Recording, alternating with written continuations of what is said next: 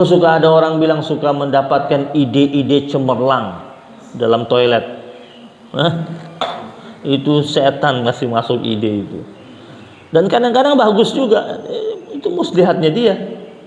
Ya, muslihatnya dia kadang-kadang benar idenya. Lah itu sekarang gini, orang-orang datang minta-minta sama patung, sama kuburan. Itu kan karena pernah ada kisah ada orang yang datang minta terkabul. Ya kan? Kemudian akhirnya mereka merasa ini kekuatan dari patung itu. Ini kehebatan kuburan itu. Padahal itu muslihatnya setan. Jadi kalau kita lihat kisah umatnya Nabi Nuh alaihi salam itu kan umatnya Nabi Nuh yang didakwai sama Nabi Nuh pagi malam itu ya, sampai ratusan tahun. Itu kan mereka nyembahnya patung. Jadi ada 5 patung besar, 5 patung besar yang mereka sembah. 5 patung ini dulunya 5 patung ini orang-orang soleh. Orang-orang soleh dulunya, zaman dulunya orang-orang soleh.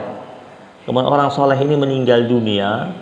Kemudian warga di sekitar desa itu merasa bahwasanya kita kehilangan nih panutan kita. Jadi mereka sedih kehilangan orang yang menjadi panutan mereka. Orang baik. Dan waktu itu orang-orang yang tinggal saat itu adalah orang-orang yang mengesahkan Allah. Karena dituntun sama orang soleh ini.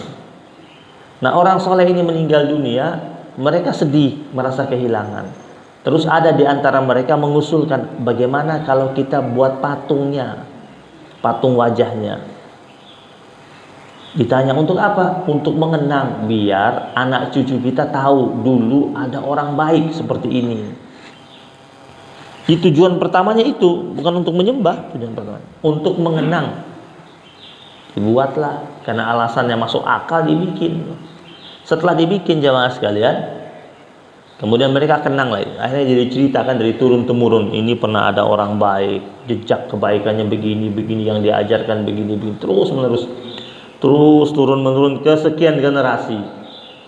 Ya, setelah sudah agak jaraknya agak jauh itu, ya, mulailah muncul beberapa orang yang mengkultuskan patung itu. Ya. Mulai memperlakukan istimewa patung itu. Nah, mungkin awalnya diusap-usap dulu, dibersihin, ditaruhin kembang. Awalnya itu dulu. Terus ada yang coba-coba, anaknya sakit, datang dia bawa air, taruh depan patung itu, minta agar sembuh. Coba-coba nih, pulang dia, bawa tuh air, kasih ke anaknya, sembuh. Jadi viral dia waktu itu, dari mulut ke mulut cerita ke situ aja. Lama-lama akhirnya percaya sama patung. Ini patung masya Allah ini itu hebat ini gitu. Dipuji-puji itu patung.